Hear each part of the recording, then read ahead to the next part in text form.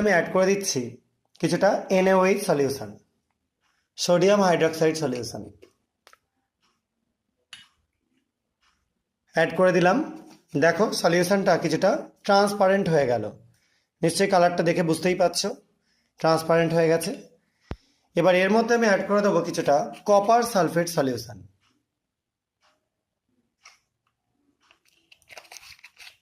দেখো সলিউশনটা যোগ করবার পর কপার সালফেটের যে প্রেসিপিটেটের মতো পড়লো, যেটা কিউপ্রিক হাইড্রক্সাইড, তার কিন্তু কালারটা আস্তে আস্তে দেখো চেঞ্জ করছে। সবাই নিশ্চয়ই ভালো করেই বুঝতে পারছো কালারটা কিন্তু আগের যে ফর্মে ছিল সেই ফর্মে নেই, আস্তে আস্তে চেঞ্জ করছে। এবার আমরা একটু হিট করে নেব।